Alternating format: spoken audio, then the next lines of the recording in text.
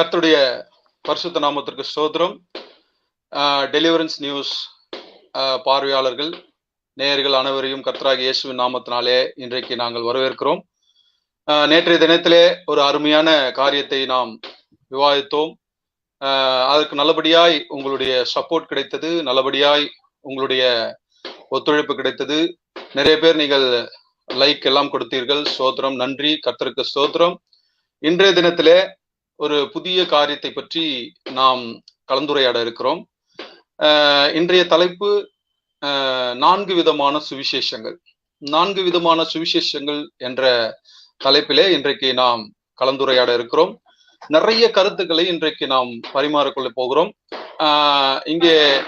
இங்கே பேசப்படுகிற நம்முடைய சத்தியங்களுக்கு நீங்கள் மாற்று கருத்து அல்லது அதற்கேற்ற ஒத்த கருத்து ஏதாவது நீங்கள் பதிவிட வேண்டும் என்றால் இங்கே கமெண்ட்ல நீங்கள் உங்கள் கருத்துக்களை பதிவிடலாம். அந்த கருத்துக்களுக்கு அப்போதே ஆசிரியர் அவர்கள் மூலமாக உங்களுக்கு பதிலளிக்கப்படும். அது மட்டுமல்லாமல் அதில் ஒரு சின்ன ஒரு காரியம், நீங்கள் இன்றைக்கு நடக்கக்கூடிய அந்த தலைப்பின் அடிப்படையில நீங்கள் உங்கள் கருத்துக்களை பதிவிட்டால் அது சரியா இருக்கும், நல்லதா இருக்கும். மற்ற டாபிக்கு நம்ம போக வேண்டிய சூழ்நிலை ஏற்படாது. அதனால இந்த என்ன டாபிக் போகுதோ அந்த டாபிக்கின் அடிப்படையிலே நீங்கள் உங்கள் கருத்துக்களை பதிவிடலாம். இப்பொழுது நாம் கலந்துரையாடலுக்கு செல்ல போகிறோம். நம்முடைய ஆசிரியர் ரெவரண்ட் டாக்டர் ஜேவியர் ஐயா அவர்களை நாம் வரவேற்கலாம். ஐயா ஸ்தோத்திரம். சோதரம் சோதரம். நம்முடைய ஆசிரியர் அவர்கள் இப்போது லைவில் வந்திருக்கிறார். நம்மோட கூட பாஸ்டர் சத்யதாஸ் அவர்களையும் நாம் இணைக்க போகிறோம். Pastor praise lord. Pastor hello. Praise lord. Praise lord. இன்றைக்கு நாம் ஒரு அருமையான காரியத்தை இன்றைக்கு நாம் கலந்துரையாட போகிறோம், விவாதிக்க போகிறோம். 4 விதமான சுவிசேஷங்களை பற்றி இன்றைக்கு நாம் பேச போகிறோம். இது நல்லபடியாய் நடப்பதற்காகவும் நிறைய புது புது கருத்துக்கள் இன்றைக்கு ஆசிரியர் மூலமாய் வெளிப்படுவதற்காகவும் பாஸ்டர் சத்யதாஸ் அவர்கள் ஜெபித்து இந்த உரையாடலை ஆரம்பித்து வைப்பார். நாம் ஜெபிப்போம். எங்கள் அதிகமாய் நேசிக்கிற எங்கள் அன்பின் பரலோக பிதாவே, கர்த்தராகிய இயேசு கிறிஸ்து நாமத்தினாலே நாங்கள் எல்லாரும் ஒருமனப்பட்டு இப்பொழுதும் இந்த வேளையிலே உம்முடைய வசனத்தை குறித்து தியானிக்கத்தக்கதான தேவன் கொடுத்த கிருபைக்கு ஸ்தோத்திரம் ஐயா. இன்றைக்கும் 4 விதமான சுவிசேஷங்கள் என்ற தலைப்பிலே எங்களுடைய போதகர் மூலமாக கொடுக்க போகிற உங்களுடைய வெளிச்சத்துக்காக ஸ்தோத்திரம். ஆவியானவர் தாமே எங்கள் எல்லாரையும் வழிநடத்துவீராக. இப்பொழுதும் இந்த லைவ்ல இணைந்து கொண்டிருக்கிற ஒவ்வொருவருக்காக விசேஷமாக ஜெபிக்கிறோம்.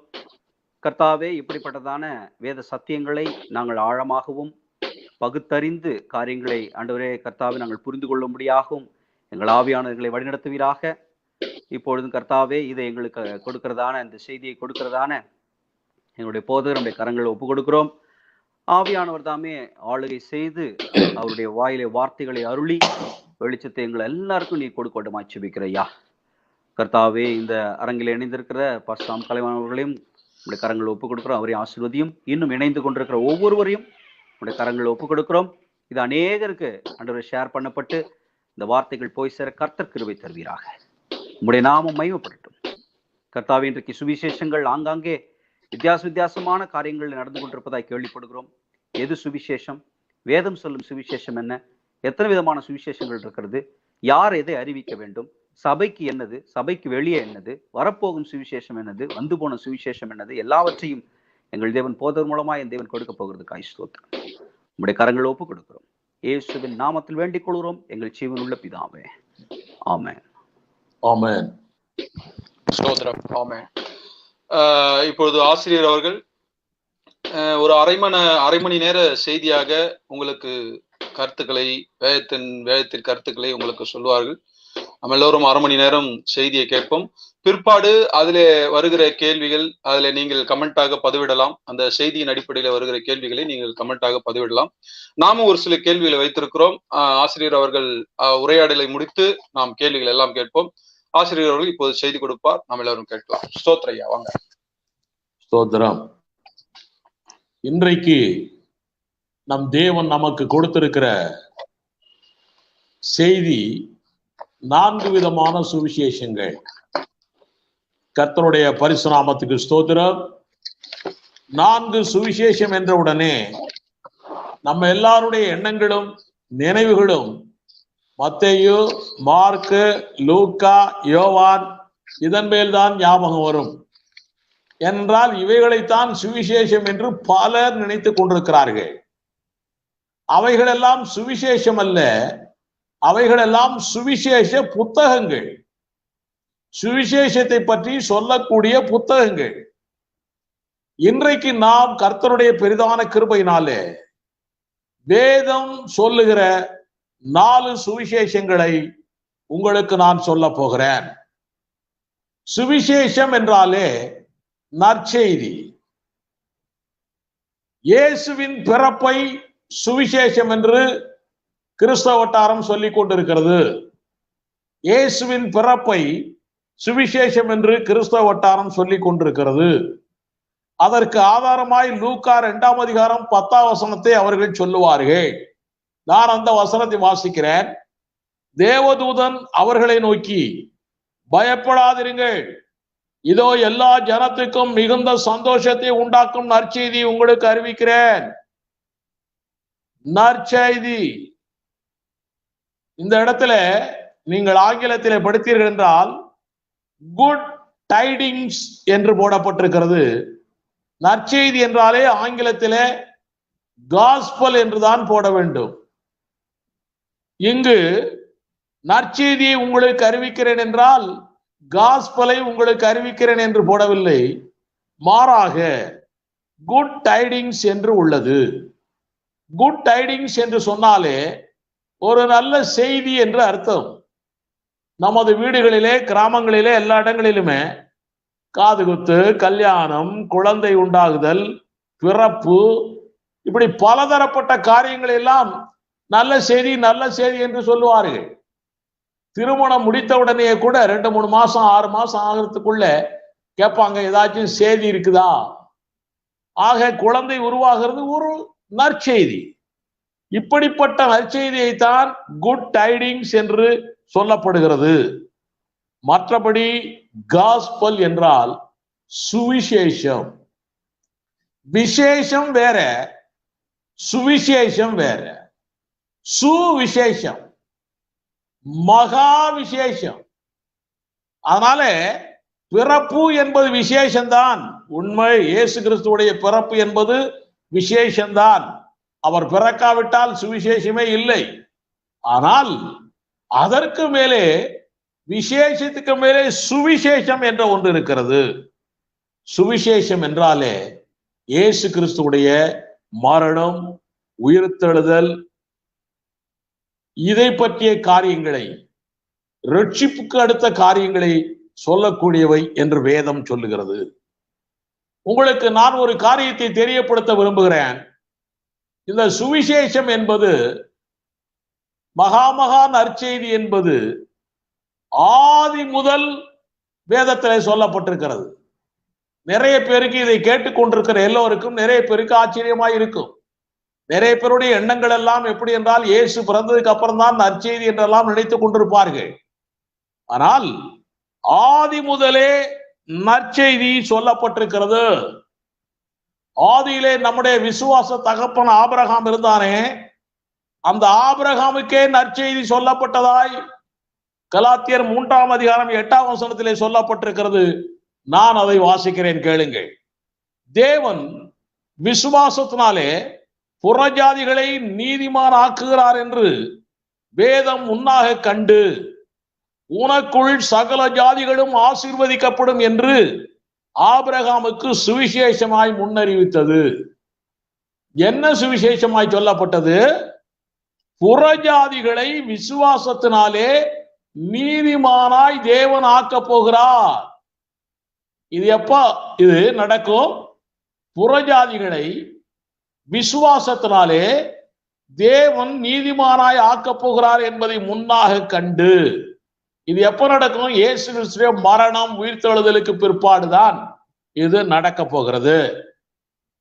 அப்படி நடக்கும் பொழுது அதை கண்டு தேவன் உனக்குள் சகல ஜாதிகளும் ஆசீர்வதிக்கப்படும் என்று ஆபிரகாமுக்கு சுவிசேஷமாய் சொல்லப்பட்டது. அவனுக்குள்ளே மாம்ச பிரகாரமாய் ஒரு ஜாதி இருக்கும், பிறக்கும். அது இஸ்ரவேல் ஜாதி, யாக்கோபு வழியாய் வரக்கூடிய 12 கோத்திரம்.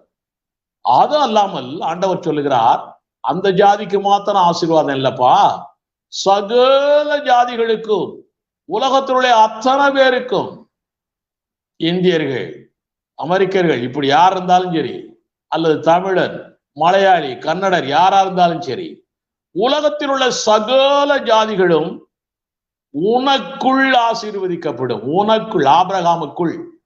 அப்ப ஆபிரகாமுக்குள்ளே ஆசீர்வதிக்கப்படும் என்று சொன்னால் என்று சொல்லி அவனுக்கு ஒரு சுவிசேஷம் சொல்லப்பட்டிருக்கிறது.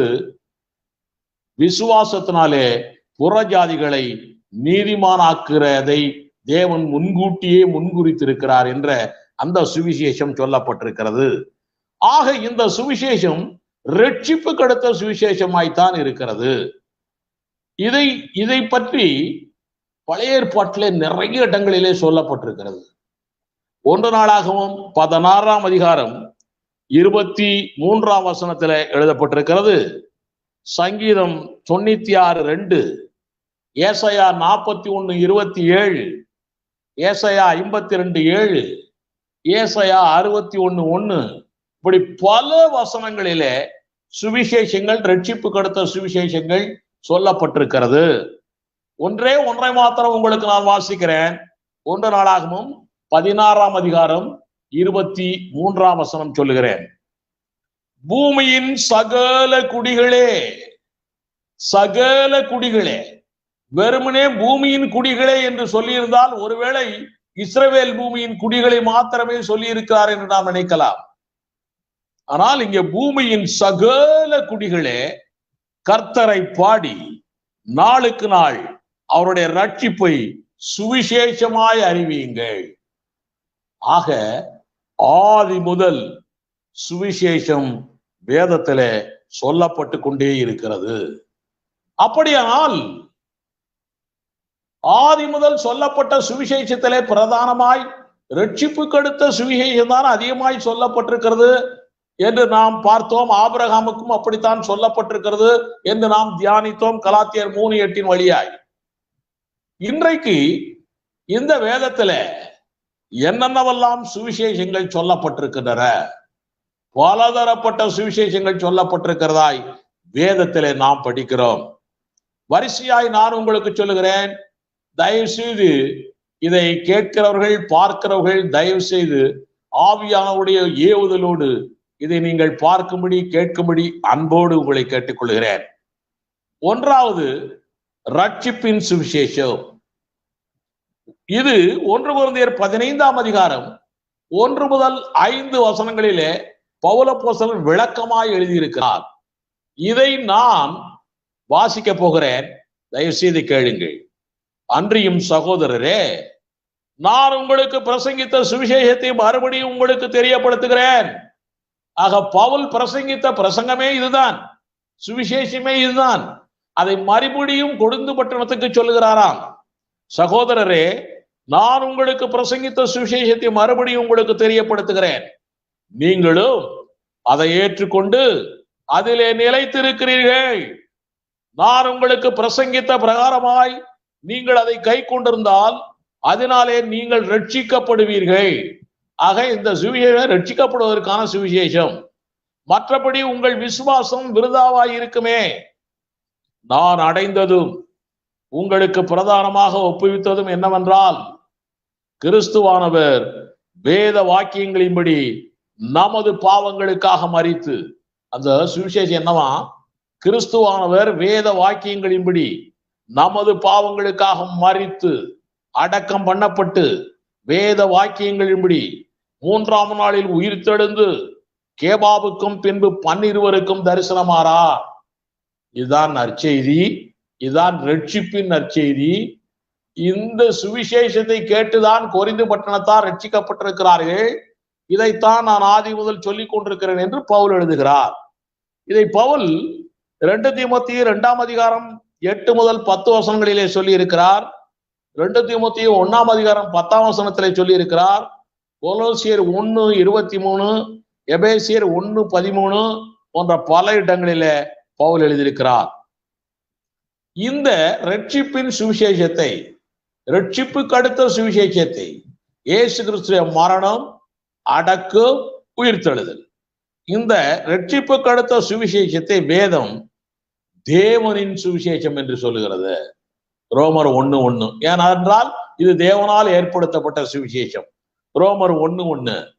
இது கிறிஸ்துவின் சுவிசேஷம் என்று சொல்லப்பட்டிருக்கிறது. 1 கொரிந்தியர் 12:14.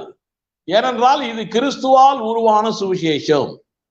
தேவ கிருபையின் சுவிசேஷம் என்று அப்போஸ்தலர் 20:24 சொல்லப்பட்டிருக்கிறது.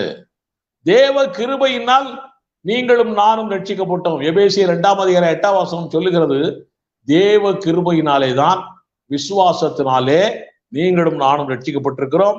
இது தேவ கிருபையின் சுவிசேஷம் என்று அப்போஸ்தலர் 20:24 சொல்லுகிறது. சமாதான சுவிசேஷம் என்று எபேசியர் 6:14 சொல்லுகிறது. பாவிகளாய் நாம் இருந்தோம், ஆண்டவரை விட்டு தூர போயிருந்தோம், பிசாசுடைய கூட்டத்துக்குள் இருந்தோம், தேவனுக்கு எதிரியாய் இருந்தோம். இந்த எதிரியாய் இருந்த நம்மை தேவன் சமாதானத்துக்கு இயேசு கிறிஸ்து மூலமாய் ஒப்புரவாக்குதலினுடைய பெரிய காரியத்தை இந்த சுவிசேஷத்தின் மூலமாய் செய்திருக்கிறார். ஆக இந்த சுவிசேஷம் சமாதான சுவிசேஷம் என்று சொல்லப்பட்டிருக்கிறது. இப்படி பலவாறாக வேதத்துல இந்த ரட்சிப்பின் சுவிசேஷம் சொல்லப்பட்டிருக்கிறது.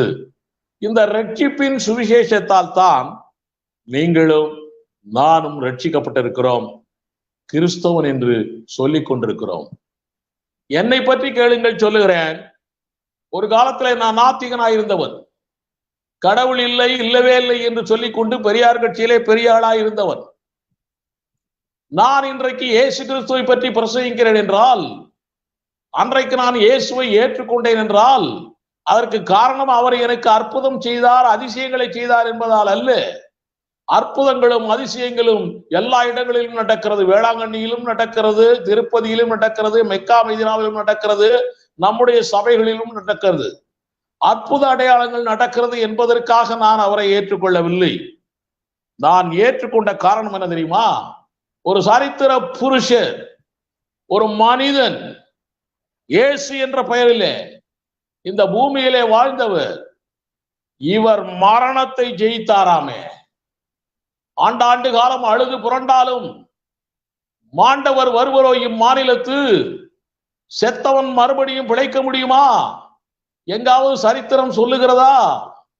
இப்படி இல்லாத நேரத்திலே ஒரு சரித்திர புருஷன், மனிதனாய் இயேசு என்ற பெயரிலே இந்த பூமியிலே வாழ்ந்தவர், ரோம சர்க்காரால் சாகடிக்கப்பட்டவர், அவர் மரணத்தை ஜெயித்தாராமே.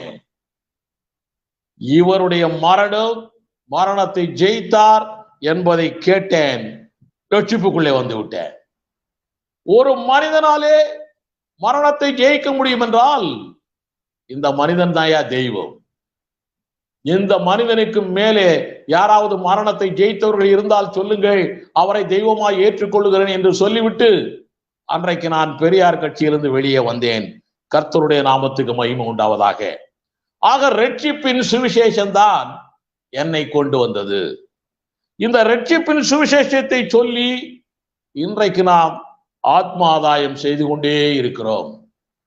ரட்சிப்பின் சுவிசேஷத்தை சொல்லிதான் கர்த்தர் மரித்தார், அடக்கம் பண்ணப்பட்டார், 3ஆம் நாள் உயிர்த்தெழுந்தார், ஜீவிக்கிறார், பரலோகம் போயிருக்கிறார், உனக்காவும் எனக்காவும் பரிந்து பேசிக் கொண்டிருக்கிறார், மறுபடியும் வரப்போகிறார், வந்து நம்மை அழைத்து கொண்டு போக போகிறார்.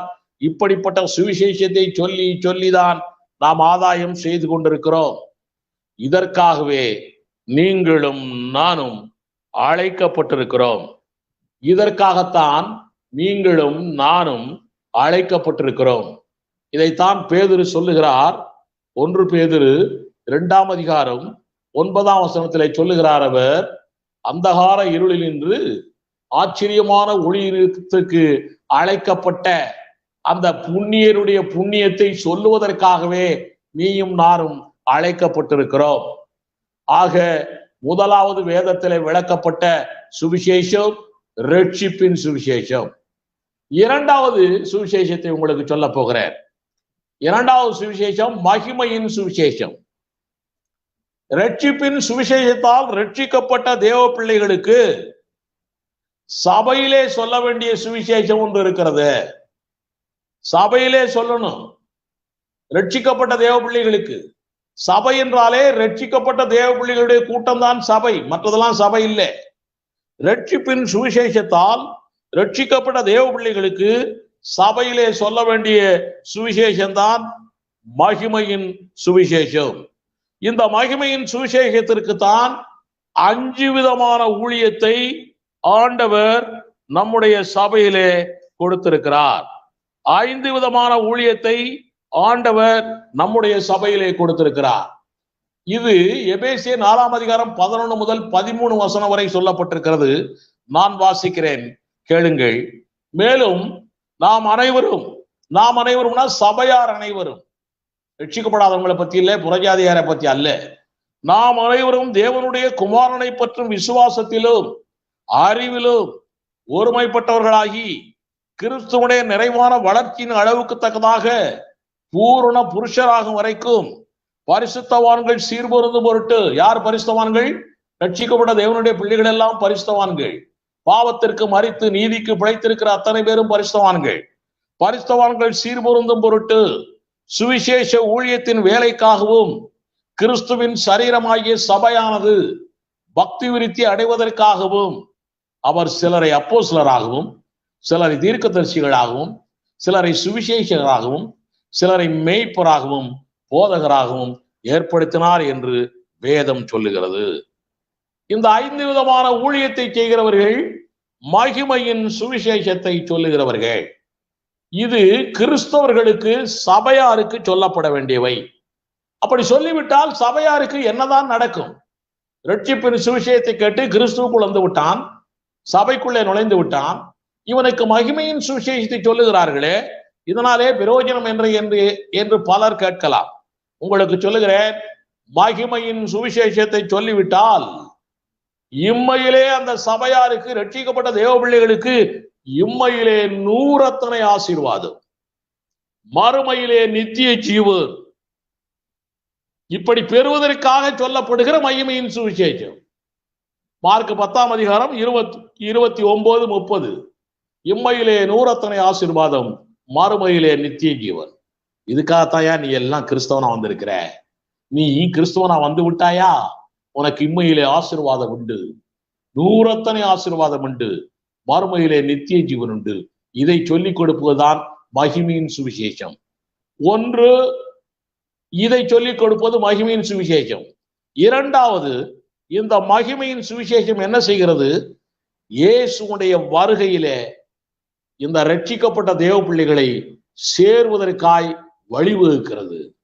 ரட்சிக்கப்பட்ட தேவ பிள்ளைகளை இயேசுவனுடைய வருகையிலே சேர வழிவகுக்கிறது.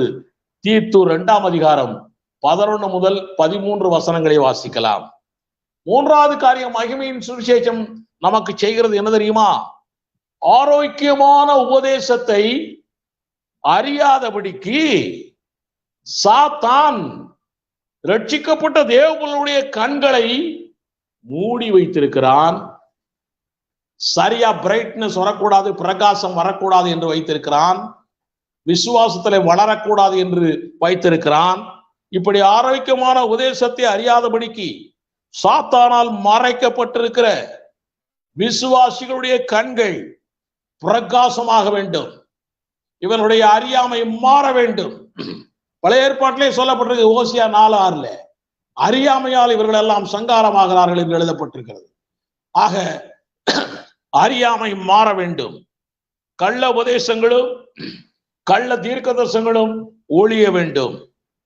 இதற்காகத்தான் மகிமையின் சுவிசேஷம் சபையிலே பிரசங்கிக்கப்படுகிறது. 1 தீமோத்தேயு 1ஆம் அதிகாரம் 11ஆம் வசனம் வாசித்துக் கொள்ளுங்கள். எபேசியர் 1ஆம் அதிகாரம் 19ஆம் வசனத்தை வாசித்துக் கொள்ளுங்கள். 4வது காரியம், தேவனை பற்றி அறிவதற்காக இந்த மகிமையின் சுவிசேஷம். யாக்கோபு 1:17, எபேசியர் 2:10. இந்த தேவன் எப்படிப்பட்டவர்? இந்த தேவன் எப்படிப்பட்டவர்? நம்ம அப்பாவை பத்தி நமக்கு தெரியலன்னா அப்பா கிட்ட பேச முடியுமா? நம்ம அப்பாவுடைய குணாதிசயங்கள் தெரியவில்லை என்றால் அவரோடு பேச முடியுமா? அவர்கிட்ட எதுவும் கேட்க முடியுமா? என் அப்பா நல்லவர். எபேசியர் 2:10 சொல்லுகிறது, அவரே நன்மை செய்கிறவர், நன்மை செய்கிறதே அவர்தான். யாக்கோபு 1:17 சொல்லுகிறது, நன்மையான எந்த ஈவும் அவரிடத்திலிருந்தான் வருகிறது. அதனால நன்மையான காரியங்கள் எல்லாமே தேவனிடத்திலிருந்து வருகிறது. இப்படியாய் இந்த 4 விதமான காரியங்களை சொல்லிக் கொடுக்க சபையிலே சொல்லிக் கொடுத்து சபையிலே உள்ளவர்களை அப்படியே பூரண புருஷராக்கும்படியாய் அவர்கள் எல்லாரும் கிறிஸ்துவுக்குள் வளர்ச்சி அடையத்தக்கதாய் வருகையிலே சேரத்தக்கதாய் அவர்களை மாற்றுவதற்காய் அந்த மகிமையின் சுவிசேஷம் சொல்லப்படுகிறது. 3வது சுவிசேஷம் ராஜ்யத்தின் சுவிசேஷம். இதுலதான் நிறைய சபையாருக்கு சிக்கல்கள் வந்து கொண்டிருக்கின்றன. ராஜ்யத்தின் சுவிசேஷம் லூக்கா 1:31-32 இதுல காபிரியேல் தூதன் வந்து மரியாளிடம் சொல்லுகிறான், 2 விதமான தீர்க்க தரிசனத்தை சொல்லுகிறான். இயேசு பிறப்பார், அவர் பெரிய ஆளா இருப்பார், அது ஒரு தீர்க்க தரிசனம். இன்னொன்று, அவர் யாக்கோபை ஆளுவார், இந்த உலகத்தை ஆளுவார், சக்கரவர்த்தியாய் இருப்பார், அது ஒரு தீர்க்க தரிசனம். இந்த 2 தீர்க்க தரிசனங்களுமே ஒன்றாகவே சொல்லுகிறான் காபிரியேல். இது 2 ஒன்னாவே நடக்க போறதில்லை, இடையில கேப் வச்சுதான் நடக்குது. இப்போ இயேசு பிறந்து கிட்டத்தட்ட 2000 வருஷத்துக்கு மேல ஆகி போயிட்டு, இயேசு பெரியவராகி 2000 வருஷத்துக்கு மேல ஆகிவிட்டது. ஆனால் இன்னும் அவருடைய ஆட்சி வரவில்லை. அதனால அதுல சொல்லப்பட்ட second stage of prophecy will commence in future. For that only we are waiting. இந்த ராஜ்யத்தின் சுவிசேஷம் லூக்கா 1:31-32 உரைக்கப்பட்டபடி பரலோக ராஜ்யம் இந்த பூமியிலே இயேசு கிறிஸ்துவுடைய தலைமையிலே நிறுவப்படும். பரலோக ராஜ்யம் இந்த பூமியிலே இயேசு கிறிஸ்துவுடைய தலைமையிலே நிறுவப்படும். நிறைய பேர் சொல்றாங்க, இந்த பூமியிலே அந்த ராஜ்யம் எல்லாம் கிடையாதுப்பா, அதுதான் 1000 வருட அரசாட்சி என்பது. நிறைய பேர் சொல்றது, இந்த 1000 வருட அரசாட்சி இந்த பூமியில இல்லைப்பா, அதெல்லாம் பரலோகத்துல தாப்பா நடக்கும். அதுக்கு அவர்கள் சொல்லுகிற காரணம் என்ன தெரியுமா? லேவியர் 23 கூடார பண்டிகை என்று 8வது பண்டிகை ஒன்று இருக்கிறது. அந்த கூடார பண்டிகைக்கு நிஜம்தான் 1000 வருட அரசாட்சி, நாமும் ஒத்துக்கொள்கிறோம். அந்த கூடார பண்டிகையிலே எருசலேம் மக்கள், இஸ்ரேல் மக்கள் எல்லாரும் தங்கள் சொந்த ஊரை விட்டுட்டு அவங்க எல்லாரும் வேற இடத்துல போய் கூடாரம் போட்டு அங்கே இருந்து ஜெபித்து விட்டு அங்கே இருந்து விட்டு வருவார்கள். அதே போல நாம் எல்லாரும் இந்த ஊர்ல இருந்துட்டு பரலோகத்துல போய் 1000 வருஷம் இருந்துட்டு அதுக்கப்புறம் தான் வருவோம். அதுதான் 1000 வருட அரசாட்சி. அதுதான் இயேசு கிறிஸ்துவுடைய தலைமையிலே நிறுவப்படுகிற ஆட்சி என்று அவர்கள் சொல்லுகிறார்கள். அவர்களுக்கு சத்தியம் தெரியவில்லை. எபிரேயர் 11ஆம் அதிகாரத்தை சரியாய் படிக்கவில்லை. நம்முடைய குடியிருப்பு இந்த பூமி அல்ல, நம்முடைய குடியிருப்பு பரலோகம். நீ எந்த ஊருப்பா? சென்னை இல்ல, திருவண்ணாமலை இல்ல, ஆரணி இல்ல, நீ எந்த ஊரு? பரலோகம். நம்முடைய குடியிருப்பு பரலோகம். அதனால பரலோகத்துக்கு சொந்தக்காரர்கள் நம்ம. அப்படியானால் பரலோகத்துக்கு சொந்தக்காரர்கள் கூடார பண்டிகையில தன்னுடைய சொந்த ஊர்ல இல்லாம இந்த பூமிக்கு வந்து இங்கதான் ஆளணும். இதுதான் 1000 வருட அரசாட்சி. ரைட். இந்த ராஜ்யத்தின் சுவிசேஷத்துல அது சொல்லுகிற காரியம், பரலோக ராஜ்யம் இந்த பூமியிலே இயேசு கிறிஸ்து தலைமையிலே நிறுவப்படும். 1. 2வது, அப்பொழுது யூதர்களுக்கு ராஜ்யம் கிடைக்கும். 2 காரியம் இந்த சுவிசேஷம் தான் சொல்லப்பட்டிருக்கிறது. மத்தேயு 24 நிறைய காரியங்கள் சொல்லப்பட்டிருக்கிறது, வருகை பற்றியோ அல்லது தீர்க்க தரிசனங்கள் எல்லாம் சொல்லப்பட்டிருக்கிறது. லூக்கா 21 சொல்லப்பட்டிருக்கிறது. இதிலே சொல்லப்பட்ட தீர்க்க தரிசனங்கள், காரியங்கள் எல்லாமே கடைசி நாட்கள் சம்பந்தப்பட்டவைகள். இவைகள் எல்லாமே கிறிஸ்தவ சபைக்கு உரியது அல்ல. இதை பற்றி வேறொரு செய்தி வரும்போது நான் உங்களுக்கு விளக்கமாய் சொல்ல போகிறேன். இவைகள் எல்லாமே கடைசி நாட்களிலே சம்பவிக்கக்கூடியவர்களாய் இருக்கின்றன. அப்போதுதான் இந்த ராஜ்யத்தின் சுவிசேஷம் பிரசங்கிக்கப்படும் என்று மத்தேயு 24:14 எழுதப்பட்டிருக்கிறது, வாசிக்கிறேன். ராஜ்யத்தினுடைய இந்த சுவிசேஷம் பூலோகம் எங்கும் உள்ள சகல ஜாதிகளுக்கும் சாட்சியாய் பிரசங்கிக்கப்படும், அப்போது முடிவு வரும். இது எப்போ? கடைசி நாட்களில. மத்தேயு 24 சொல்லப்பட்ட அந்த கடைசி நாட்களில. அதுல கேள்வியே அதுதான், உங்களுடைய வருகைக்கும் உலகத்தின் முடிவுக்கும் என்னையா அடையாளம்? அதுதான் கேள்வியே. 3 கேள்வியில 1 எருசலேம் அழிந்து போகிறதுக்கு அடையாளம் என்ன? இப்படி 3 கேள்வி கேட்கிறாங்க. இந்த முடிவு எப்போ வரும்னா, இந்த ராஜ்யத்தின் சுவிசேஷம் அப்பொழுதுதான் சொல்லப்படும். இந்த ராஜ்யம் இயேசுவின் 2ஆம் வருகையிலே தான் இந்த ராஜ்யம் ஆரம்பிக்கப்படும். அதுதான் 1000 வருட அரசாட்சி என்று ஏற்கனவே நான் உங்களுக்கு சொன்னேன். அப்போதான் தாவீதுடைய சிங்காசனம் இந்த பூமியிலே மறுபடியும் அது கட்டப்படும். இந்த நற்செய்தி இயேசு கிறிஸ்துடைய 1ஆம் வருகையில, இந்த ராஜ்யத்தின் சுவிசேஷத்தை பற்றிய நற்செய்தி இயேசு கிறிஸ்துடைய 1ஆம் வருகையில யோவான் ஸ்நானனால் சொல்லப்பட்டிருக்கிறது. மத்தேயு 3:2. இயேசுவால் சொல்லப்பட்டிருக்கிறது மத்தேயு 4:17. மனம் திரும்புங்கள், பரலோக ராஜ்யம் சமயமாய் இருக்கிறது. இயேசு கிறிஸ்துவோட ஜெபம் நமக்கு சொல்லி கொடுத்திருக்காரு. பரலோகத்தில் இருக்கிற எங்கள் பிதாவே, உம்முடைய நாமம் பரிசுத்தப்படுவதாக, உம்முடைய ராஜ்யம் வருவதாக. ஆக ராஜ்யம் இந்த பூமிக்கு வரப்போகிறது. ஆனால் இவர்கள் யோவான் சானகரும் இயேசு கிறிஸ்துவும் மனம் திரும்புங்கள், பரலோக ராஜ்யம் சமயமாய் வரப்போகிறது என்று அவர்கள் சொன்னதை அங்கே உள்ள யூதர்கள், இஸ்ரேல் மக்கள் ஏற்காதனாலே இந்த சுவிசேஷம் நிறுத்தப்பட்டு, இந்த ராஜ்யத்தின் சுவிசேஷம் நிறுத்தப்பட்டு, இயேசுவின் மரணம் உயிர்த்தெழுதல் பற்றிய ரட்சிப்பின் சுவிசேஷம் சொல்ல ஆரம்பிக்கப்பட்டது. உங்களுக்கு ஒரு காரியம் சொல்லுகிறேன். அந்த யூதர்கள் எல்லாம் இயேசுதான் ராஜாவாய் வருவார் என்று நினைத்துக் கொண்டு குருத்தோலை பிடித்து ஓசன்னா பாடி அவரை கோவேறு கழுதையின் மேலே ஏற்றிக்கொண்டு எருசலேமுக்கு கொண்டு போகிறார்கள். அவர் எருசலேமிலே போய் அங்கே மலை மேலே நின்று கொண்டு திரும்பி பார்க்கிறார் மக்களை. அந்த எருசலேம் மக்களை பார்க்கிறார். நீங்கள் இன்னும் மனம் திரும்பவில்லை என்று தேவன் கண்ணீர் வடிக்கிறார். அப்போ அந்த நிலையிலே எப்படி அவர் ராஜ்யத்தை அங்கே ஸ்தாபிக்க முடியும்? அப்போஸ்தலர் 1ஆம் அதிகாரத்தை வாசிச்சீங்கன்னா 6ஆம் வசனத்துல இவர் பரலோகத்துக்கு போகிறார், ஆண்டவராய் இயேசு கிறிஸ்து ஒலிவ மலையிலிருந்து. அப்பொழுது அங்கே நிறைய பேர் இருந்து கொண்டு அவரோடு பேசிக் கொண்டிருக்கார்கள். அவர் சொல்றார், நீங்கள் ஜலத்தினால் ஞானஸ்நானம் பெற்றீர்கள், இன்னும் கொஞ்ச நாள்ல பரிசுத்தாவியினாலும் அக்கினியினாலும் ஞானஸ்நானம் பெற்றுக் கொள்ளுங்கள், நீங்க போய் காத்திருங்கள் சொல்றார்.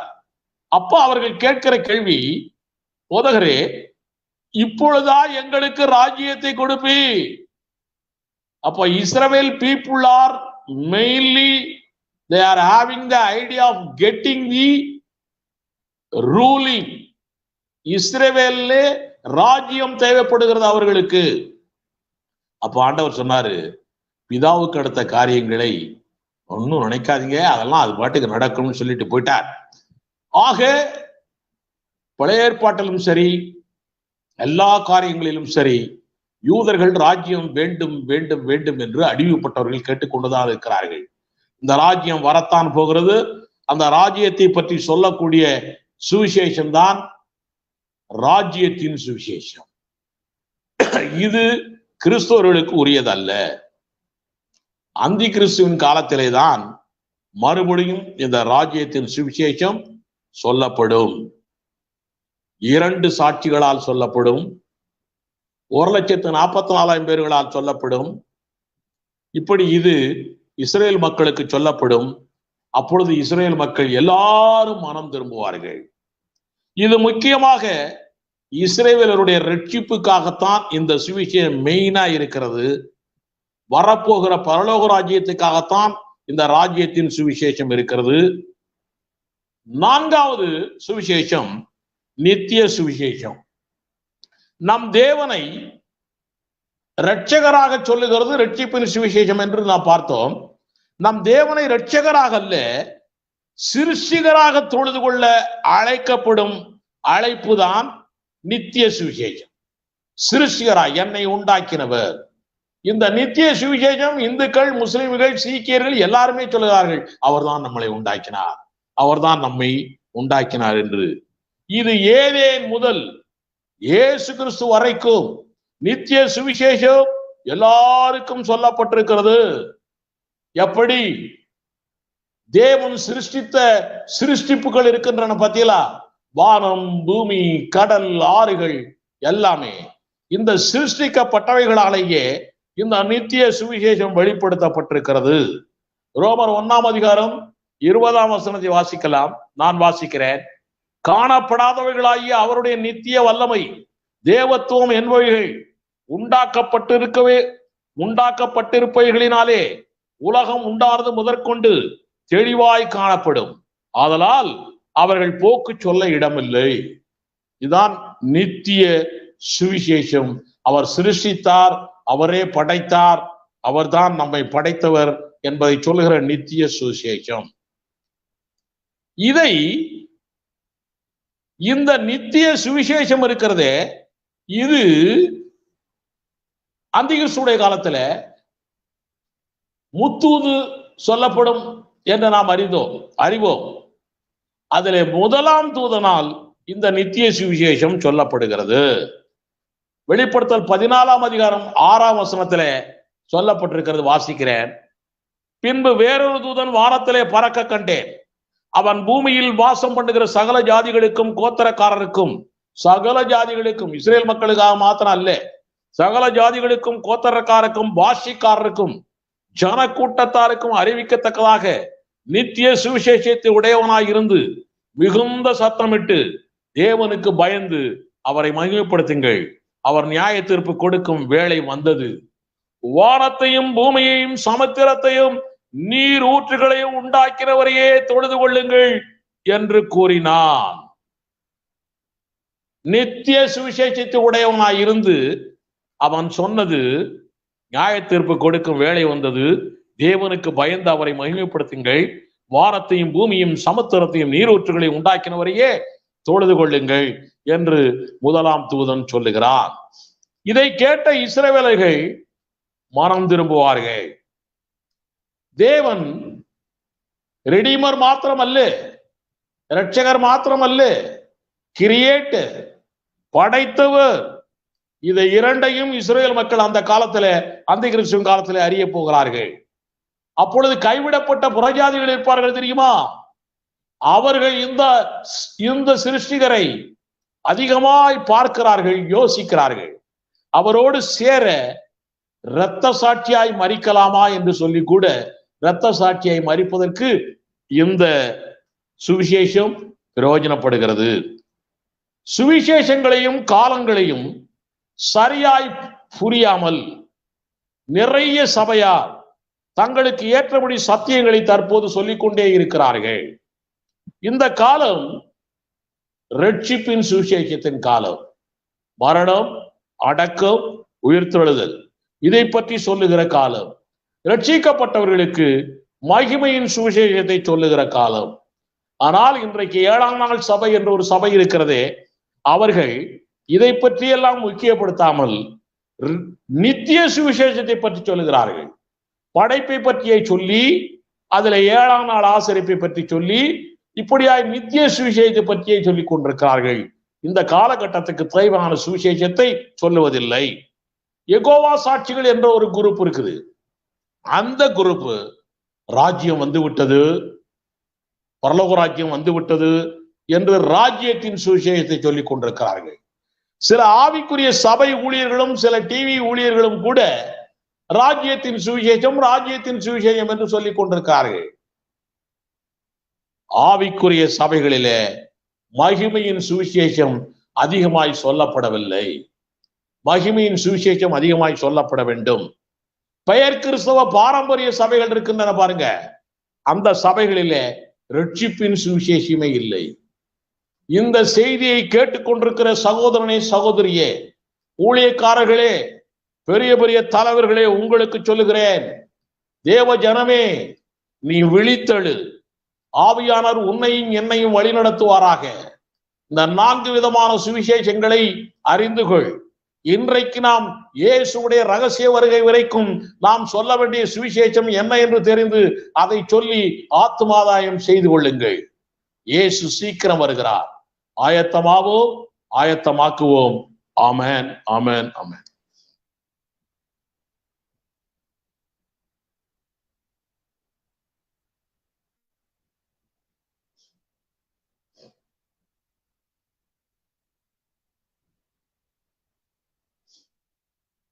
கலை மியூட்ல இருக்க. நன்றி ஐயா, உங்களுடைய கருத்துக்களை 4 சுவிசேஷங்களை மிகவும் அருமையாக சொல்லி முடித்தீர்கள். நான் நினைப்பது சரி என்றால் இன்னும் விளக்கம் கொடுப்பதற்கு உங்கள் நேரம் போதாதனாலே நீங்கள் முடித்து விட்டீர்கள் என்று நினைக்கிறேன். ஆனாலும் சுவிசேஷத்தை பற்றி மிக அழகாகவும் தெளிவாகவும் எங்களுக்கு புரியும்படியாய் நீங்கள் சொல்லியிருக்கிறீர்கள். நீங்கள் சொன்னது போல ஆரம்பத்திலே நான் கூட இப்போ இல்ல, ஆரம்பத்துல 4 விதமான சுவிசேஷங்கள் என்று உங்களுடைய ஆராய்ச்சி புத்தகத்திலே அந்த தலைப்பை பார்க்கும்பொழுது தெரிந்து கொள்ளுங்கள் பாகம் 1 அந்த செய்தி வருகிறது. அந்த தலைப்பை நான் பார்க்கும் பொழுது நான் கூட நினைத்தேன், நீங்கள் மத்தேயு, மார்க்கு, லூக்கா, யோவானை பற்றி தான் 4 விதமான சுவிசேஷங்கள் என்று இங்கே தலைப்பு கொடுத்திருக்கிறீர்கள் என்று நினைத்தேன். அதற்கு பிற்பாடு அதற்குள்ளே போய் படித்த பிறகுதான் தெரிகிறது இத்தனை சுவிசேஷங்கள், இப்படி காரியங்கள், விளக்கங்கள் வேதத்துல இருக்கிறது என்பதை என்னால் புரிந்து கொள்ள முடிந்தது. அன்றைக்கு எனக்கு கிடைத்த பாக்கியம் இன்றைக்கு Facebookல லைவாக பார்த்து கொண்டிருக்கிற அத்தனை பேருக்கும் நான் கிடைத்திருக்கிறது என்று நம்புகிறேன். பல கேள்விகள் நமக்குள்ளே இன்னும் கேட்க வேண்டிய கேள்விகள் இருக்குது. பார்வையாளர்கள் சார்பாக, நேயர்கள் சார்பாக ஒரு சில கேள்விகளை கேட்க வேண்டியிருக்கிறது.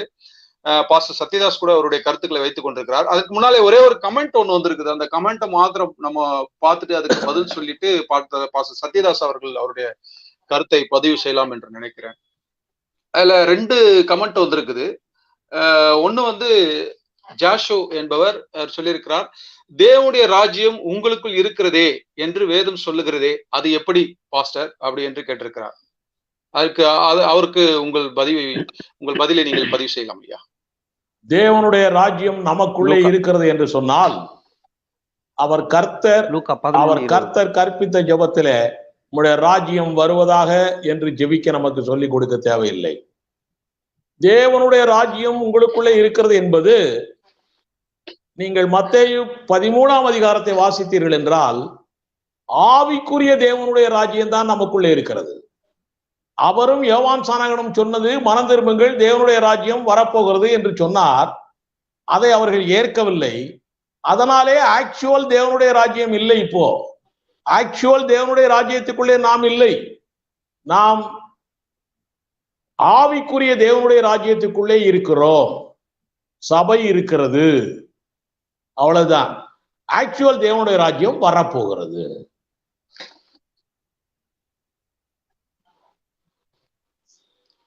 நன்றி ஐயா. அதே நபர் இன்னொரு கேள்வி கேட்டிருக்கிறார், பரலோக ராஜ்யமும் தேவனுடைய ராஜ்யமும் இரண்டும் ஒன்றுதானா? இரண்டும் வித்தியாசம் தான். இரண்டும் வித்தியாசம் தான். பரலோக ராஜ்யம் என்பது பரலோகத்திலிருந்து இறங்கி வரப்போகிறது. அது இயேசு கிறிஸ்துவினாலே இந்த பூமியிலே அவருடைய தலைமையின் கீழே, சக்கரவர்த்தி இயேசு கிறிஸ்துவின் தலைமையின் கீழே தாவீது ஹெட்டாலா இருந்து இந்த பூமியிலே அந்த ஆட்சி நடக்க போகிறது, 1000 வருட அரசாட்சி. இது பரலோக ராஜ்யம். தேவனுடைய ராஜ்யம் என்பது பிதாவாகிய தேவன் உலகத்தையே இன்றைக்கு ஆண்டு கொண்டிருக்கிறார். இது ஆவிக்குரிய ரீதியில உலகத்தையே பிதாவாகிய தேவன் ஆண்டு கொண்டிருக்கிறார். இது ஆவிக்குரிய ரீதியில ஒரு நாள் வரப்போகிறது. இந்த ஆக்சுவல் பரலோக ராஜ்யத்தை நம்முடைய ஆண்டவராய் இயேசு கிறிஸ்து எடுத்துக்கொண்டு போய் 1 கொரிந்தியர் 15ஆம் அதிகாரம் 24ஆம் வசனத்தில் சொல்லப்பட்டபடி பிதாவாகிய தேவனுக்கு இந்த ராஜ்யத்தை ஆவிக்குரிய இப்போ ஆவிக்குரிய பரலோக ராஜ்யமாய் இருக்கிறது. இது ஆக்சுவல் பரலோக ராஜ்யமாய் வரப்போகிறது. இந்த ஆக்சுவல் பரலோக ராஜ்யத்தை கொண்டு போய் அவர்கிட்ட கொடுப்பாரு. அதற்கு பிறகு ஆக்சுவல் தேவனுடைய ராஜ்யமே இங்கே நடக்க போகிறது. புதிய வானம், புதிய பூமி, புதிய எருசலேமில. சில இடங்களிலே பைபிள்ல பரலோக ராஜ்யம்னு போடுற இடத்துல டிரான்ஸ்லேஷன் மிஸ்டேக், மொழிபெயர்ப்புல தேவனுடைய ராஜ்யம் என்று போட்டிருப்பார்கள். தேவனுடைய ராஜ்யம் என்று போட்ட இடத்துல பரலோக ராஜ்யம் என்று போட்டிருப்பார்கள். இதை வைத்து குழப்பம் அடைய வேண்டாம். பேசிக் தாட் தெரிந்து விட்டால் போதும். நிச்சயமாய் நாம் பரலோக ராஜ்யத்துக்காக காத்திருக்கிறோம். அதற்கு பிறகு தேவனுடைய ராஜ்யத்துக்குள்ளே நுழைவோம். ஆமென். நன்றிங்க ஐயா. உங்களுடைய பதில் நிச்சயமாய் கேள்வி கேட்ட சகோதரருக்கு நிச்சயமாய் புரிந்திருக்கும் என்று நினைக்கிறேன். மேலும் அவருக்கு விளக்கம் கிடைக்கவில்லை என்றால், அதை பற்றிய தெளிவு கிடைக்கவில்லை என்றால், நீங்கள் ஆசிரியரை தொலைபேசியில் தொடர்பு கொண்டு உங்கள் கேள்விகளை கேட்கலாம். அதற்குரிய தொலைபேசி எண் 9444979822 என்ற நம்பரை தொடர்பு கொண்டு நீங்கள் மேலும் கேள்விகளை கேட்கலாம். இப்போது பாஸ்டர் சத்யராஜ் அவர்கள் அவருடைய கருத்துக்களை இப்போது பதிவு செய்வார்.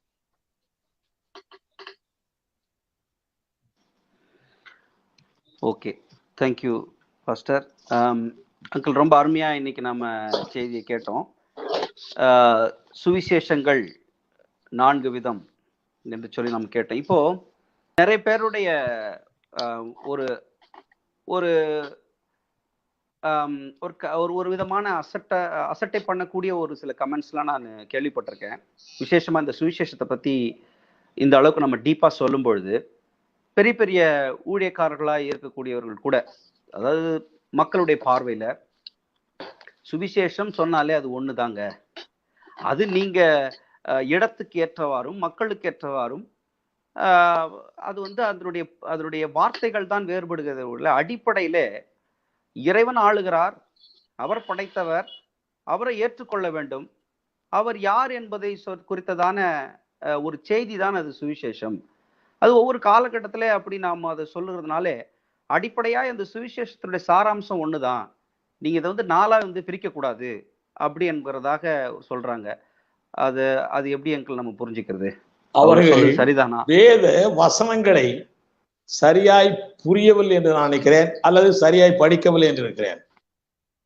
பவுலப்போஸ்தலனே பிரித்து சொல்லுகிறானே, பவுலப்போஸ்தலனே பவுலை போல ஒரு ஞானி. பவுல் மாத்திரம் இல்லை என்றால் கிறிஸ்தவத்திலே இந்த அளவுக்கு நாமெல்லாம் வளர்ந்திருக்க முடியாது. அந்த பவுல் சொல்லுகிறார், 1 கொரிந்தியர் 15ஆம் அதிகாரம் 1 முதல் 4 வரைக்கும் சொல்லப்படுகிறது ரட்சிப்பின் சுவிசேஷம் என்று. அந்த பவுல் சொல்லுகிறார், சபைக்குள்ளே சொல்ல வேண்டிய சுவிசேஷம் இருக்கிறது, அதற்கு 5 விதமான ஊழியங்களை தேவன் வைத்திருக்கிறார் என்று அவர் பவுல் சொல்லுகிறார். அது மகிமையின் சுவிசேஷம். இந்த ராஜ்யத்தின் சுவிசேஷம் இயேசுவும் யோவான் சானனும் சொன்னார்கள். அந்த ஊர் மக்கள் எல்லாம் அது வேண்டும் என்று கேட்டார்கள். அவர்கள் கடைசியில ஏற்றுக்கொள்ளப்படல, அதனால அது மாறி போய்விட்டது. கடைசியில அந்திகிறிஸ்து ஆட்சியிலே 1ஆம் தூதன் அதை பற்றி வெளிப்படுத்த போகிறான். அது ராஜ்யம் சம்பந்தப்பட்ட சுவிசேஷம். 1000 வருட அரசாட்சி சம்பந்தப்பட்டது, யூதர்களுக்குரிய ராஜ்யம் சம்பந்தப்பட்டது. நித்திய சுவிசேஷம் படைத்தார் என் தேவன் படைத்தார். இது ஆதியிலிருந்து ரட்சிக்கப்பட்டவன் ரட்சிக்கப்படாதவன் உலகத்துள்ள அத்தனை பேருடைய ஆவியிலும் இது நிறைந்து இருக்கிற ஒரு சுவிசேஷம். ஏனென்றால் எல்லாருக்கும் ஆவியை கொடுத்தவர் தேவன், எல்லாருக்கும் ஆத்மாவை கொடுத்தவர் தேவன். அதனாலே அவனுடைய ஆவிக்குள்ளே அவர்தான் படைத்தார் என்பது அறிந்தோ அறியாமலோ தெரிந்தோ தெரியாமலே அவனுக்குள்ளே இருக்கிறது. அதுதான் நித்திய சுவிசேஷம், நித்தியமான அவர்கள் சொல்லுகிறது போல காலத்துக்கேற்றபடி வந்த சுவிசேஷம் அல்ல நித்திய சுவிசேஷம், அது எட்டர்னல் காஸ்பல். அதனால ஒவ்வொரு காஸ்பலை பற்றியும் தெரிந்து அதற்கேற்றபடி நாம் அதை சொன்னால்தான் அந்தந்த மக்களை கர்த்தருக்குள்ளே நல்வழிப்படுத்தி பரலோகத்தை கொண்டு போக முடியுமே ஒழிய ரட்சிப்புக்குள்ளே கொண்டு போய் பரலோகத்தை கொண்டு போக முடியுமில்ல, மற்றபடி முடியாது. ஓகே அங்கிள், ரொம்ப அருமையான எக்ஸ்பிளனேஷன். இது அடுத்த ஒரு கிளாரிஃபிகேஷன், அதாவது ஒரு கருத்து. ஏன்னா பொதுவாக இந்த கருத்து டிசம்பர் மாதத்திலே அதிகமாக எழும்பும். விசேஷமாக கிறிஸ்து பிறப்பின் நாள் என்று கிறிஸ்துமஸ் என்று கொண்டாடுகிற மக்கள் எல்லாரும் பொதுவாக அந்த டிசம்பர் மாதத்திலே ஒரு கொண்டாட்டமாக கிறிஸ்துவின் நற்செய்தியை பரப்புவதற்கான ஒரு புது உற்சாகம் டிசம்பர் மாதத்தில் பிறந்துவிடும் பொதுவாக மக்களுக்கு. அதுவும் விசேஷமாக இயேசு பிறந்தார் என்று சொல்லி ஏற்கனவே கிறிஸ்தவர்களாக இருக்கக்கூடிய வீட்டுக்கு சென்று சொல்லுகிற காரியத்தை பார்த்திருக்கிறோம். இப்போ அப்படி பிறந்தார் என்று சொல்லுகிறவர்களுக்கு அவர் சொல்லுகிற வசனம் ஏற்கனவே நீங்க முதல்ல ஆரம்பத்திலே சொல்லிட்டீங்க, மீண்டுமாக நான் அதை இந்த வசனத்தை குறிப்பிட்டு காண்பிக்க விரும்புகிறேன். லூக்கா 2ஆம் அதிகாரம் 10-11 10ஆம் வசனத்தை சொல்லுவார்கள். தேவதூதன் அவர்களை நோக்கி, பயப்படாதீர்கள், இதோ எல்லா ஜனத்துக்கும் மிகுந்த சந்தோஷத்தை உண்டாக்கும் நற்செய்தியை உங்களுக்கு நான் அறிவிக்கிறேன். இன்று கர்த்தராகிய கிறிஸ்து என்னும் ரட்சகர் உங்களுக்கு தாவீது ஊரிலே பிறந்திருக்கிறார். அப்போ இயேசு பிறந்திருக்கிறார் என்கிற அந்த நற்செய்தியை சொல்லி இருக்கிறார் தேவதூதன், அதையே நாங்கள் மக்களுக்கு சொல்லுகிறோம் என்று நிறைய பேர் அதுல எழும்பி இயேசு பிறந்தார்னு சொல்லி கொண்டிருக்கிறார்கள். அப்போ நீங்க 1 Corinthians 15:1-4 பவுலப்போஸ்தலன் சொல்வதை எடுத்து காட்டுகிறீர்கள், ஆனால் இங்கே தேவதூதன் சொன்னதை நற்செய்தி என்று சொல்கிறார்கள். அது எப்படி நாம் அதை புரிந்து கொள்வது? அப்ப இயேசு பிறந்த நற்செய்தி இல்லையா? அங்கே சொல்லப்பட்ட நற்செய்தி காஸ்பல், சுவிசேஷம். இங்கே சொல்லப்பட்டது குட் டைடிங்ஸ், விசேஷம். இயேசு பிறந்தது நமக்கு விசேஷம், அவர் பிறந்தார் விசேஷம், அதனாலே நமக்கு சுவிசேஷம் கிடைத்திருக்கிறது. அவ்வளவுதான். இது நற்செய்தி. அது தமிழ்ல ரெண்டுக்கும் ஒரே வேர்டு தான் இருக்கிறதுனால போட்டிருக்கிறாங்க. உங்களுக்கு ஒரு காரியம் சொல்கிறேன். பழைய ஏற்பாட்டில எலியாவுடைய காலத்துல என்று நான் நினைக்கிறேன், எலியாவா எலிசாவா சரியாய் தெரியவில்லை, அந்த காலகட்டத்தில அங்கே பஞ்சம் பயங்கரமா இருக்கிறது, மனுஷன் சாப்பிட்டு கொண்டிருக்கிறான். அப்படிப்பட்ட சூழ்நிலையிலே அங்கே இருக்கக்கூடிய குஷ்ரோகிகள் 4 பேர் எதிரிகளுடைய அந்த பாளையத்திற்கு போய் அங்க உள்ளதெல்லாம் பார்த்துட்டு, பாளையத்துல ஒருத்தர் மேல எல்லாரும் அவன் பொருள்லாம் விட்டுட்டு ஓடி போயிட்டான். அதுல போய் எல்லாம் சாப்பிட்டு இது பண்ணிட்டு அவங்களுக்குள்ள ஒரு எண்ணம் வருது, இத நம்ம ஊர் மக்களுக்கு போய் சொல்லணுமே, இந்த நற்செய்தியை இப்பொழுது சொல்லாவிட்டால் எப்படி? அப்போ அது காஸ்பல் அல்ல, அது ஒரு நல்ல செய்தி, அவ்வளவுதான். அதுதான் நான் சொன்னேன், கல்யாணம், திருமணம், குழந்தை உண்டாகிறது, காது குத்து, வீடு கட்டுறது, இதெல்லாம் நல்ல செய்தி, அவ்வளவுதான். அதுபோல இயேசு கிறிஸ்து பிறந்தது நல்ல செய்தி.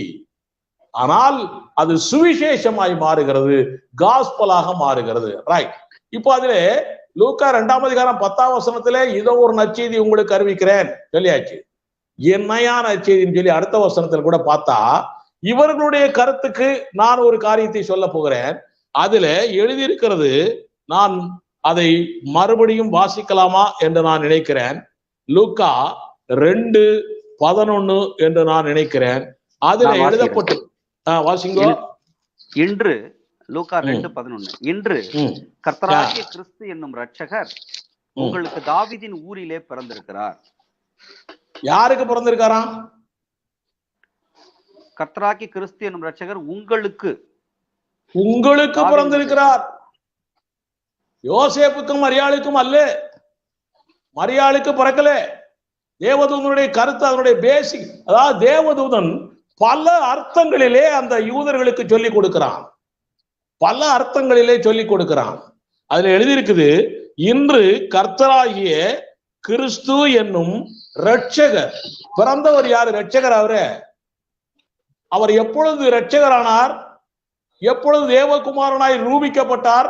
ரோமர் 1:5 எழுதப்பட்டிருக்கிறது, அவர் மரித்து உயிர் தெழுந்ததினாலே தான் அவர் பலமாய் ரூபிக்கப்பட்ட தேவகுமாரனாய் மாறினார், இரட்சகராய் மாறினார். அவர் மரித்து உயிர் தெழுந்ததினால்தான் நமக்கும் அவர் இரட்சகராய் இருக்கிறார். ஆக கர்த்தராகிய கிறிஸ்து என்னும் இரட்சகர் அங்க பிறந்திருக்கிறது. பேபி, பாலன் இயேசு. அந்த இயேசுவை கர்த்தராகிய கிறிஸ்து என்னும் இரட்சகர், என்ன வரப்போகிறவர் அவர்தான், இரட்சகராய் மாறப்போகிறவர் அவர்தான். அதனாலதான் உங்களுக்காய் பிறந்திருக்கிறார் என்று தேவதூதன் சொல்லுகிறான். இதெல்லாம் ரொம்ப திங்க் பண்றவங்களுக்கு, இது மேய்ப்பர்களுக்கு சொன்னதுனால அவங்களுக்கு பாவம் புரியாது. அதனால இந்த காலத்துல கூட இப்படிப்பட்ட காரியங்களை நாம் ஒண்ணும் தெரியாத மக்களுக்கு சொல்லும் பொழுது சில காரியங்கள் புரியாது. அதனால இது திட்டமும் தெளிவுமாய் வேதம் படித்த நமக்கு தேவன் வெளிப்படைய ஆவியானவர் மூலமாய் சொல்லுகிறார். என்றைக்கு அது சுவிசேஷமாய் மாறுகிறது, காஸ்பலாய் மாறுகிறது என்றால், அந்த இரட்சகர் நமக்குள் பிறக்கும் பொழுது, எனக்குள் பிறக்கும் பொழுது. அதனால பிறப்பை நாம் காஸ்பல் என்று சொல்ல வேண்டாம், அது ஒரு குட் டைடிங்ஸ், நல்ல செய்தி என்று சொல்லலாம். அதைத்தான் தீமோத்தியில கூட பவுல் எழுதுறாரு. 2 தீமோத்தேயு 2 என்று நான் நினைக்கிறேன், வாசிக்கிறேன், நான் வாசிக்கிறேன் பாருங்க. 2 தீமோத்தேயு 2 8 வசனம் 9 அவர் சுவிசேஷத்தை, ரட்சிப்பின் சுவிசேஷத்தை சொல்ல போகிறார் பவுல். ஆனாலும் அவர் ஆரம்பத்துல என்ன சொல்றாரு பாருங்க, 8 தாவீதின் சந்ததியில் பிறந்த இயேசு கிறிஸ்து. ஆக பிறந்தது முக்கியம். அது ஒரு செய்தி, நல்ல செய்தி. தாவீதின் சந்ததியில் பிறந்த இயேசு கிறிஸ்து என் சுவிசேஷத்தின்படியே, இவருடைய சுவிசேஷம் என்ன? ரட்சிப்பின் சுவிசேஷம். என் சுவிசேஷத்தின்படியே மரித்தோரிலிருந்து எழுப்பப்பட்டவர் என்று நினைத்துக்கொள். அப்போ மரித்தோரிலிருந்து எழுப்புறது தான் என்னுடைய சுவிசேஷம். இவர் யாரு அப்படிங்கறதா இங்க பாஸ்ட் ஹிஸ்டரி சொல்லப்பட்டிருக்கிறது. அவ்வளவுதான், வேற ஒண்ணும் இல்லை. இந்த சுவிசேஷத்தின் நிமித்தம் நான் பாதகன் போல கட்டப்பட்டிருக்கிறேன், துன்பத்தை அனுபவிக்கிறேன். அதனால அவர் பிறந்ததை பற்றி சொல்றதுனால பவுலுக்கு துன்பம் அல்ல, பேதுருக்கு துன்பம் அல்ல, யோவானுக்கு துன்பம் அல்ல. இயேசு பிறந்ததை பற்றி சொன்னதுனால, இயேசு மரித்து அடக்கம் பண்ணப்பட்டு 3ஆம் நாள் உயிர்த்தெழுந்தார் என்று இந்த ரட்சிப்பின் சுவிசேஷத்தை சொன்னதனால்தான் நான் பாதகன் போலானேன். இந்த சுவிசேஷம் தான் இந்த காலகட்டத்துக்கு தேவையான ஒன்று. ஆமென். ஓகே, ஓகேங்க, ரொம்ப சூப்பர், தேங்க்யூ. அதுல ரொம்ப இதுல ஒரு முக்கியமான விஷயத்த சொல்லியிருக்கீங்க. ஏன்னா பிறந்தார் என்பதை விட, பிறந்ததை யாரும் மறுக்கவில்லை, பிறந்தார் என்பதை விட பிறந்தவராக இருந்து மரித்திருந்தால் அவர் மனிதனோட நின்றிருப்பார், மனித பிறப்போடு முடிந்திருக்கும். மரித்தவர் அடக்கம் பண்ணப்பட்டு, அவர் சொன்னபடியே மரித்து அடக்கம் பண்ணப்பட்டு 3ஆம் நாள் உயிர்த்தெழுந்தார். விசேஷமா இப்ப நீங்க சொல்லும்போது அப்போஸ்தலர் நடவடிக்கை நான் திரும்ப ரீவைண்ட் பண்ணி பார்க்கிறேன். அப்போஸ்தலர் நடவடிக்கையில ஆரம்பத்துல இருந்தே அப்போஸ்தலர்கள் எல்லாம் போய் சொல்லும் பொழுது இதைத்தான் முக்கியத்துவப்படுத்தி சொல்வதாகவே தெரிகிறது. அப்போஸ்தலர் நடவடிக்கையில நீங்கள் இந்த மேசியாவை, இந்த இயேசுவை கொலை செய்தீர்கள், அவர் மரித்து அடக்கம் 3ஆம் நாள் உயிர்த்தெழுந்தாரு, பாதாளம் அவரை அடைத்து வைக்க முடியவில்லை, எங்கு சென்றாலும் இந்த உயிர்த்தெழுந்தார், மரித்து உயிர்த்தெழுந்து ரட்சிப்பை கொடுத்தார் என்பதையே அவர்கள் சொல்லி இருக்கிறார்கள். அதை அதிகமாக நாம் புரிந்து கொள்ள முடிகிறது. இன்னும் நமக்கு ஒரு 3 நிமிஷம் தான் இருக்கு. இன்னைக்கு கொஞ்சம் அதிகமாயிரும் நினைக்கிறேன் டைம். அதனால அதிகமானாலும் பரவாயில்ல. சரி, பார்ப்போம். இதுல வந்து ஜாஷுவா பிரதர், தேங்க்யூ. தொடர்ந்து ஜாஷுவா பிரதர் கேட்டுட்டு இருக்காரு. அவர் ஒரு கேள்வி கேட்டிருக்காரு. சரியாக சுவிசேஷம் அறிவிக்கும் முறை எது? சுவிசேஷம் என்னன்னு சொல்லிட்டீங்க. 4 விதமான சுவிசேஷங்கள் இருக்கிறது. இப்போ கிறிஸ்தவர்களாகி நாம் அறிவிக்க வேண்டியது இயேசுவே ரட்சகர், அவர் மரித்து அடக்கம் பண்ண 3ஆம் நாள் உயிர்த்தெழுந்தார், நமது பாவங்களுக்காக அவர் மரித்து அடக்கம் பண்ணப்பட்டு 3ஆம் நாள் உயிர்த்தெழுந்தார் ரட்சிப்பின் சுவிசேஷம் சொல்றீங்க, கரெக்ட். அதை எந்த மாதிரி முறைகள்ல அறிவிக்க வேணும், எப்படி சரியாக அதை அறிவிக்கலாம் அப்படின்ற ஒரு ஆலோசனை கேட்டிருக்காரு. அது நீங்க ஆலோசனை சொன்னா நல்லா இருக்குங்க. அப்போஸ்தலர் நடவடிக்கைகளை முழுவதுமாய் படித்து விட்டால் போதும், அப்போஸ்தலர்கள் எந்த முறையிலே அறிவித்தார்கள் என்று புரியும். ஒரு இடத்திற்கு போகும்பொழுது ஒவ்வொரு இடத்துக்கும் வித்தியாசமான முறைகளை கை கொள்ளுகிறார்கள். மார்ஸ் மேடையிலே சொல்லக்கூடிய முறை வேறு, இஸ்ரவேல் மக்கள் மத்தியிலே அப்போஸ்தலர் 2ஆம் அதிகாரத்திலே சொல்லக்கூடிய முறை வேறு, ஏரோது ராஜா கிட்ட சொல்லக்கூடிய முறை வேறு. ஒவ்வொரு இடங்களிலும் வித்தியாசமாய் சொல்லப்பட்டிருக்கிறது. அதனால அப்போஸ்தலர் நடவடிக்கைகளை முழுவதும் படித்து அதற்கு பிறகுதான் சுவிசேஷத்தை வெளியிடங்களுக்கு, ரட்சிப்பின் சுவிசேஷத்தை, அதுக்கு பிறகுதான் ரட்சிப்பின் சுவிசேஷத்தை வெளியிடங்களுக்கு சொல்லுவதற்கு நாம் போக வேண்டும். அதனால அந்தந்த சூழ்நிலைக்கு ஏற்றபடி, சிச்சுவேஷனுக்கு ஏற்றபடிதான் நம்முடைய கருத்துக்கள் வெளிப்பட வேண்டும். எல்லா இடத்துலையும் ஒரே கருத்து அல்ல. அதனால சகோதரருக்கு நான் சொல்லுகிறேன், அப்போஸ்தலர் முழுவதையும் வாசியுங்கள். அதுல ரொம்ப ரொம்ப ரொம்ப அருமை அங்கிள். நான் கூட இது இன்னும் கொஞ்சம் கூட இப்படி அதை நம்ம எடுத்துக்கலாமா? இப்போ வந்து என்னன்னா, ஒரு விக்கிரகங்களை வணங்கக்கூடிய ஒரு மக்கள், நீங்க சொல்ற மாதிரி மார்ஸ் மேடைன்றது ஒரு கூட்டம், இன்னொரு கூட்டம் வந்து கடவுளை இல்லைன்னு சொல்லக்கூடிய ஒரு கூட்டம் இருக்கும், இன்னொன்று படித்தவர்கள் கூட்டம் இருக்கும், இன்னொன்று பாமரர்கள் கூட்டமா இருப்பார்கள், யூதர்கள் இருப்பார்கள். சோ அது மாதிரி ஒவ்வொரு கூட்டம் இருக்கும் பொழுது அறிவிக்க வேண்டிய நற்செய்தி என்னவோ 1:15:1-4 தான், அதுல மாற்று கருத்து இல்லை.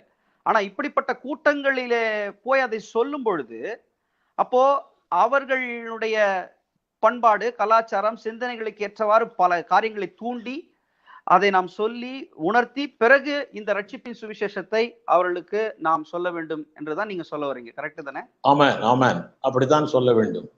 பவுல் கூட சொல்றாரு, மார்ஸ் மேடை ஏதேன்ல சொல்லும் பொழுது சொல்றாரு, எல்லா காரியங்களையும் சொல்லிட்டே வரும்போது, உங்கள் புலவர்களும் இதை குறித்து சொல்லி இருக்கிறார்களே, அப்போ அந்த ஏரியாவில் அவங்களுடைய புலவர்கள், இயேசுவை ஏற்றுக்கொள்ளாத புலவர்கள், கவிஞர்கள், அவங்களும் சொல்லி இருக்கிறாங்களேன்னு சொன்னோடனே அவனுக்கு ஒரு டச்சிங் வருது. அந்த மாதிரி இடத்துக்கு ஏற்றபடி காரியங்களை சொல்ல வேண்டும். இப்போ நம்ம ஆட்கள்லாம் சில கவிஞர்களுடைய பாடல்களை சொன்னோம்னா இவர் என்னடா இந்த பாட்டை சொல்றாரு, இந்த பாட்டை சொல்றாருன்னு நினைக்கிறாங்க. பவுலப்போஸ்தலன் அப்படியெல்லாம் இல்லை. இடத்துக்கு ஏற்றபடி மக்களுக்கு எப்படி சொன்னால் புரியும், எப்படி சொன்னால் அவர்கள் கிறிஸ்துவை ஏற்றுக்கொள்வார்கள். ஆக ஃபைனல் ரட்சிப்பின் சுவிசேஷம் தான். அதனால இடத்துக்கு ஏற்றபடி நாம் இந்த காரியத்தை சொல்ல வேண்டும். யூதர்களுக்கு ஏற்றபடி சொல்ல வேண்டும். இப்ப சிஎஸ்சி மக்கள்கிட்ட சொல்லணுமா, அவங்களுக்கு பைபிள் நல்லா தெரியும், அவர்களுக்கு ஏற்றபடி அந்த சுவிசேஷத்தை சொல்லணும்.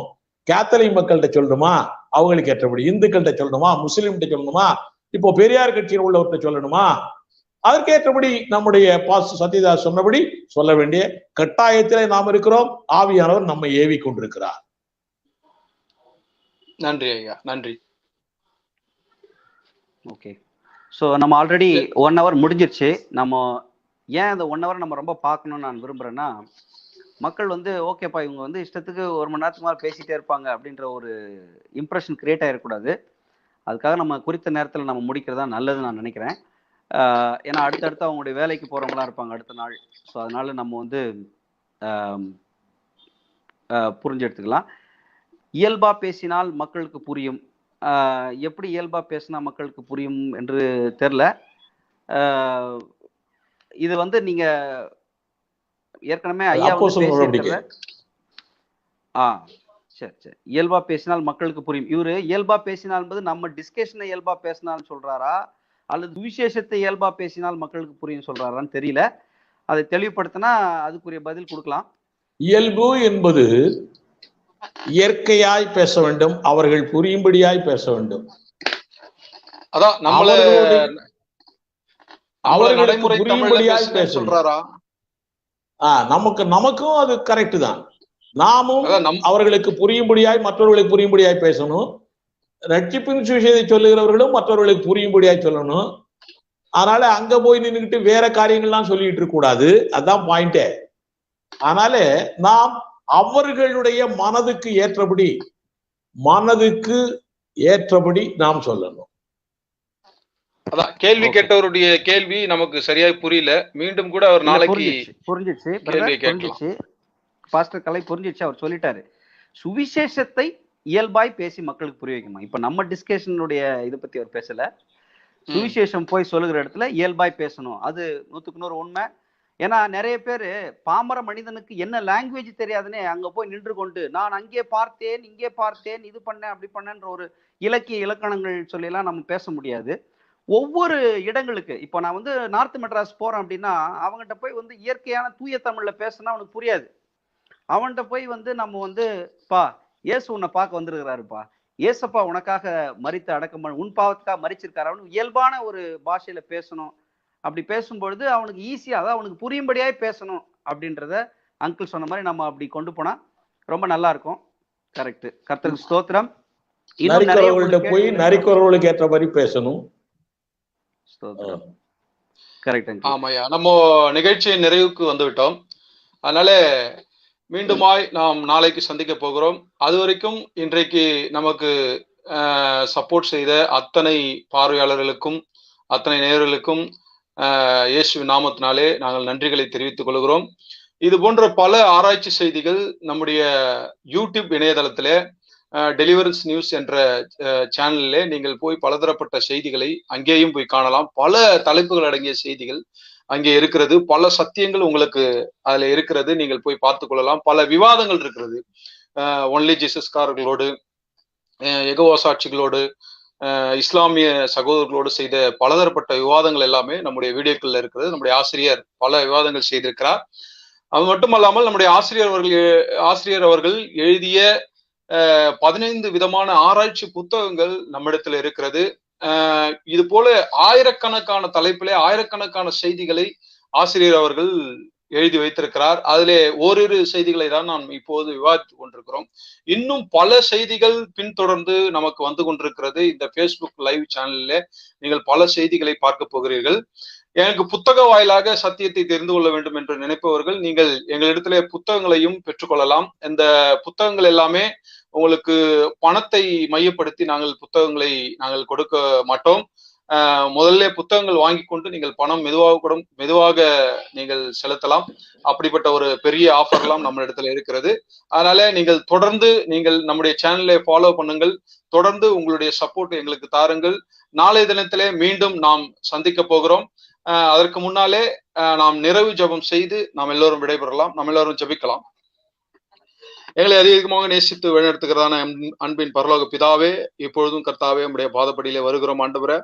இன்றைக்கு 4 விதமான சுவிசேஷங்களை பற்றி நாங்கள் தெளிவாய் ஆசிரியர் ரெவரண்ட் டாக்டர் ஜேவியர் ஐயா மூலம் கர்த்தாவை நாங்கள் தெரிந்து கொண்டோம். எங்களோடு கூட நேரடி இணைப்பில் இருந்த எல்லோரும் நிச்சயமாய் அறிந்திருப்பார்கள் என்று நினைக்கிறோம். அப்பா கர்த்தாவே, இந்த சத்தியம் புரிந்தவர்கள் இந்த வீடியோவை பல பேருக்கு கர்த்தாவை ஷேர் செய்து, பல பேருக்கு கர்த்தாவே இதிலே கர்த்தாவே அவர்களுக்கு பகிர்ந்து கொடுத்து இந்த சத்தியங்களை பரப்ப இயேசுவின் நாமத்தினாலே நாங்கள் கேட்டுக்கொள்கிறோம். நிச்சயமாக கர்த்தாவே இது எங்களுக்கு ஆசீர்வாதமாக இருந்தது. நிச்சயமாக தொடர்ந்து கர்த்தாவே பல செய்திகள் வரவிருக்கிறது. அது எல்லாவற்றையும் தேவன் கர்த்தாவே தங்குதடை இல்லாமல் எங்களுக்கு சத்தியத்தை நீர் கொண்டு வர போறதுக்காக ஸ்தோத்திரம். இப்படிப்பட்டதான கருத்துக்களை பகிர்ந்து கொடுத்த ஆசிரியர் அவர்களை ஆசீர்வதியும், மென்மேலும் ஆசீர்வதித்து தேவன் வழிநடத்த வேண்டுமாய் ஜெபிக்கிறோம். எங்களோடு கூட இணைப்பில் இருந்த பாஸ்டர் சத்யதாஸ் அவர்களையும் ஆசீர்வதியும். நாளை தினத்திலே கர்த்தாவே நாங்கள் மீண்டுமாய் சரியான நேரத்திற்கு கூட தேவன் வழிநடத்த வேண்டுமாய் ஜெபிக்கிறோம். ஐயா துதிகன மகிமை எல்லாம் ஒருவருக்கே செலுத்துகிறோம். இயேசுவின் மூலம் ஜெபித்தோம், ஜெபம் கேட்டீர் நல்ல பிதாவே. ஆமென். ஆமென். ஆமென். ஆமென். ஐயா மீண்டும் நாளை தினத்திலே சந்திக்கலாம். கர்த்தருக்கு ஸ்தோத்திரம். ஸ்தோத்திரம்.